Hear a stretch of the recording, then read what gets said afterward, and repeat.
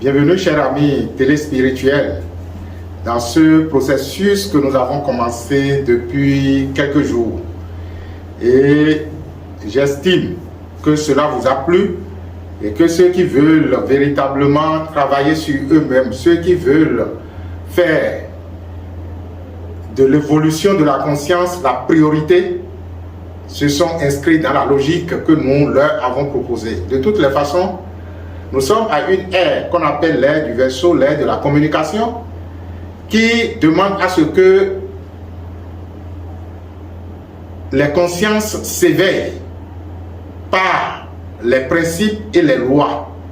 Et que même si vous devez faire une pratique, que ce soit un rituel ou une, disons, pratique spirituelle, quelle que soit sa forme, si votre conscience n'accompagne pas cette pratique,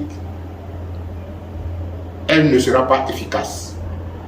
Mais lorsque vous commencez par travailler sur votre conscience à partir des principes qui font mouvoir l'univers, votre conscience commence donc par s'unifier à la conscience universelle qui, elle, est ordre, justice et paix. Et beaucoup d'autres attributs que vous connaissez déjà.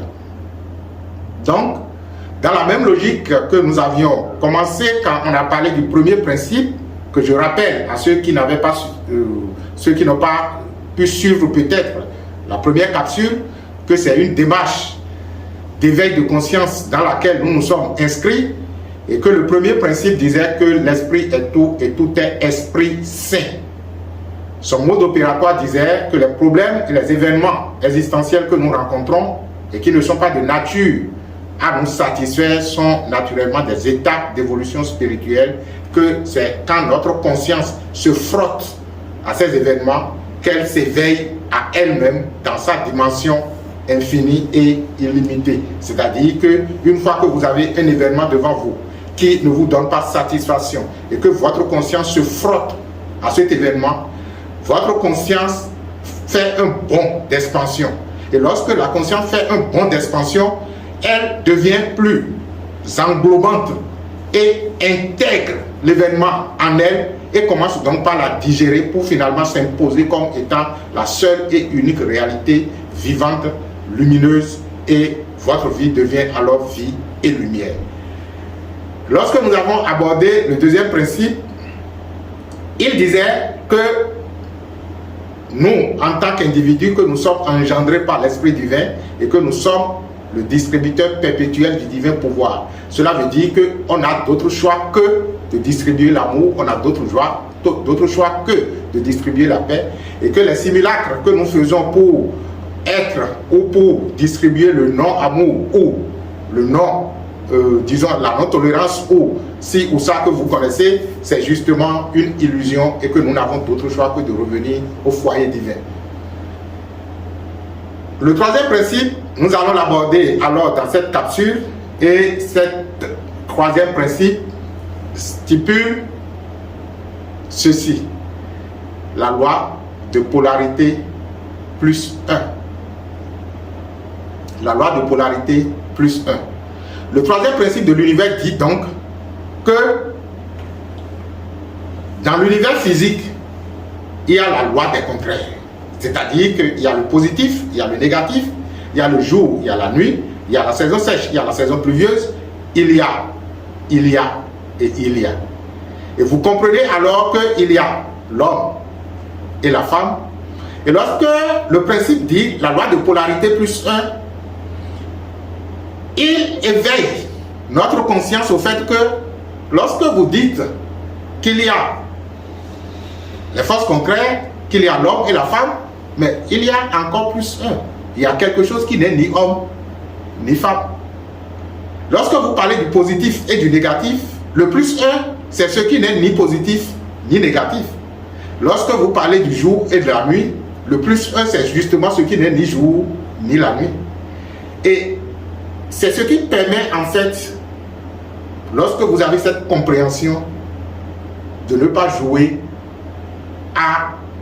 au jeu, je vais dire, bon, permettez-moi d'utiliser le terme, même si cela n'existe pas, au jeu diabolique des contraires. C'est-à-dire que lorsque vous êtes en face des forces antagonistes, pour avoir la paix, il faut reconnaître que entre les contraires, il y a une troisième force. Et généralement, la troisième force dont il s'agit, qui est, on pourrait l'appeler le neutre, si vous voulez, ce n'est qu'une façon de parler, est justement ce qui a donné naissance aux deux. Entre le positif et le négatif, il y a le plus 1 qui est justement ce qui a donné naissance aux deux et ce qui finira par absorber les deux.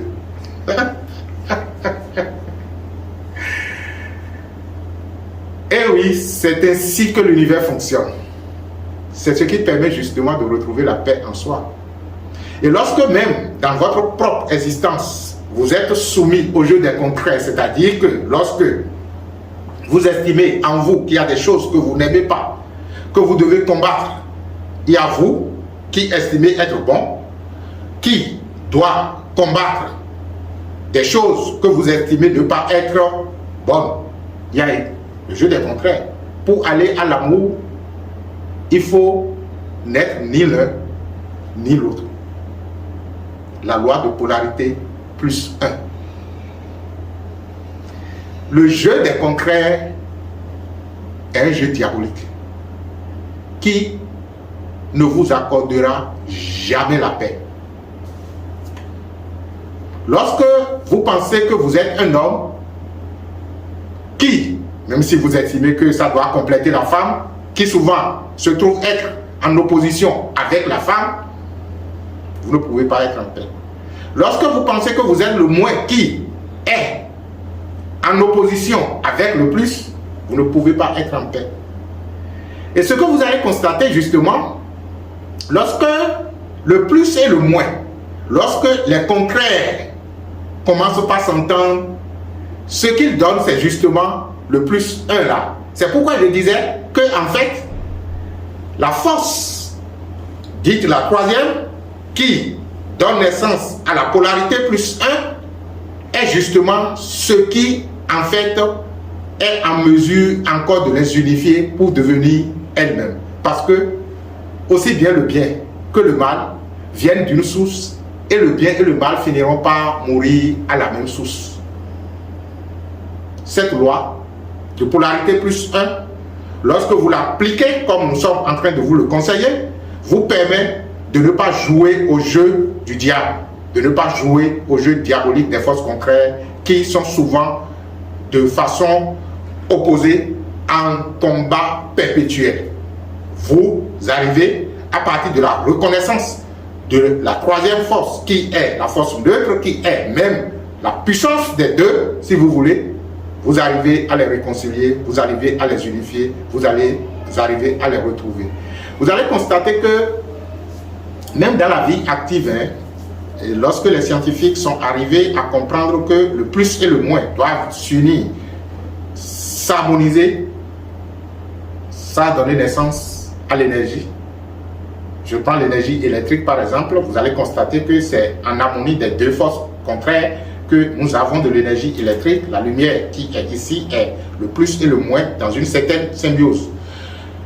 Lorsque vous prenez votre véhicule, vous allez constater que avant même que la propulsion ne soit, c'est qu'il y a ce qui reçoit, qui est le cylindre, qui reçoit le piston. Cela veut dire que c'est toujours dans l'unité des deux qu'on arrive à retrouver donc une certaine harmonie et une certaine, disons, propulsion, un éveil et une expansion. C'est justement pourquoi le mode opératoire de ce principe, de ce troisième principe de l'univers dit, chaque fois que vous condamnez quelque chose ou une situation, la chose réagit systématiquement et vous blesse. Chaque fois que vous condamnez un événement, une personne ou quelque chose, la chose réagit systématiquement et vous blesse. Mais lorsque vous bénissez quelque chose, la chose n'a plus aucun pouvoir sur vous, si ce n'est alors le reflet de bénédiction que vous lui envoyez. Cela suppose donc que dans l'univers aussi gigantesque qu'il soit, L'interaction que nous avons avec les événements, avec les choses ou avec les personnes dépend naturellement de l'impression que nous envoyons vers eux. Lorsque vous bénissez quelqu'un, la personne n'a plus aucun pouvoir de vous faire quoi que ce soit. Et cela me rappelle qu'entre-temps, la meilleure technique du choc en retour que vous pouvez faire contre quelqu'un qui vous veut du mal, c'est justement de le bénir. De tellement le bénir que vous soyez en unité avec son être qui constamment le bénit. Et lorsque vous parvenez à cette unité et que vous ressentez que vous êtes la personne et que vous ne pouvez que partager l'amour, vous ne pouvez que partager la paix, il est impossible à la personne de vous nuire parce que toutes les fois qu'il cherchera à sortir de ce cercle que vous avez déjà créé, de cette interaction que vous avez élaborée entre vous et lui, il se verra lui-même contre lui-même parce que vous êtes lui et il est vous. C'est pour dire tout simplement que mettre en pratique ce principe de l'univers physique qui dit loi de polarité plus 1, c'est de n'être ni pour ni contre. Vous allez dire, ah, qu'est-ce que vous êtes en train de dire? Cela ne voudra pas dire que nous n'allons pas faire des choix. Oui, justement, vous allez faire des choix. Et vous faites les choix en suivant, justement, qu'est-ce que je vais dire? Vous faites le choix, mais ne soyez pas émotionnellement impliqué dans le sens de je suis contre ou je suis pour. Si vous avez deux choses à choisir, vous choisissez ce qui vous arrange, sans toutefois négativer l'autre, sans toutefois rendre l'autre diabolique, sans toutefois condamner ce que vous n'avez pas choisi. C'est une façon de parler. J'espère que vous êtes en train de me comprendre. De toutes les façons, que vous vouliez ou pas, l'univers est régi par des principes et des lois. Et lorsque nous ne restons pas dans la logique de ces principes, nous souffrons. Rester dans la logique du troisième principe de l'univers qui dit loi de polarité plus 1, c'est justement de comprendre que le jeu des forces contraires n'est pas un jeu épanouissant et que il faut n'être ni pour ni contre. C'est-à-dire que invoquer, si vous voulez, la troisième force qui a donné naissance. On pourrait dire même la première force. C'est-à-dire que, c'est vrai, on dit loi de polarité plus 1, mais la polarité est née d'où?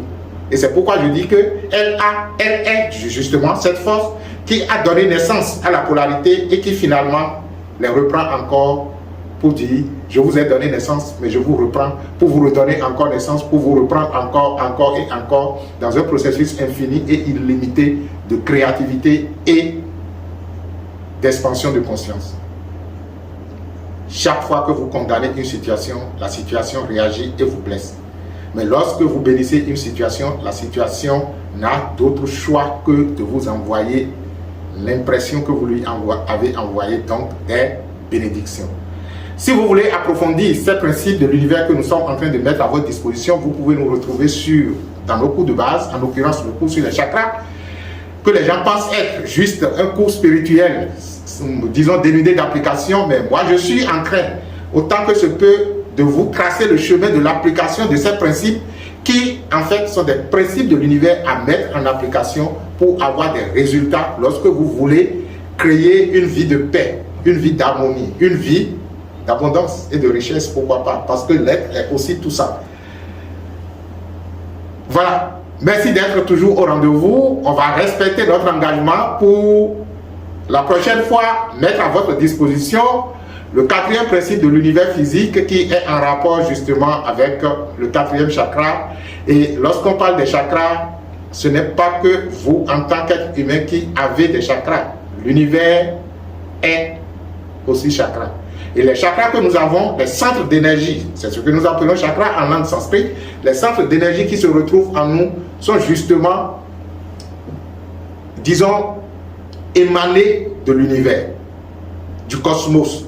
De telle sorte que entre ce que vous pourriez appeler votre premier centre d'énergie, qui est le centre d'énergie de la base, en rapport avec le premier principe de l'univers physique, l'univers a également un centre d'énergie aussi gigantesque dans lequel le centre d'énergie, si vous voulez, se trouve le vôtre en interaction perpétuelle. Nous sommes un. Et dans cette unité aussi gigantesque que l'univers soit, il est également le plus petit que vous êtes. Et le plus petit qu'est la fourmi, le plus petit qu'est tout ce que vous pensez être infiniment petit et qui dépasse même votre entendement physique. C'est dans cette unité que je vous dis que les bénédictions soient et que je suis très content que vous avez pris la décision de suivre le processus et nous voulons votre retour. Ça fait déjà 3 principes. Donc, si 3 jours fois 3, ça fait déjà 9 jours de travail. Qu'est-ce que vous avez ressenti en vous? Quelles sont les sensations que vous avez? Laissez-nous des commentaires, même si on n'a pas véritablement le temps de vous répondre individuellement. Nous allons répondre à travers d'autres capsules pour pouvoir donc vous permettre de comprendre de quoi il s'agit. Le chemin est un chemin d'ensemble. Si une personne s'éveille, c'est toute l'humanité qui fait un bond. Les maîtres ont laissé des traces. Suivez ces traces et vous allez vous retrouver au cœur du divin. Le divin, c'est vous. C'est chacun. C'est toute chose. C'est tout ce qui est. Merci d'être au rendez-vous et que la lumière soit.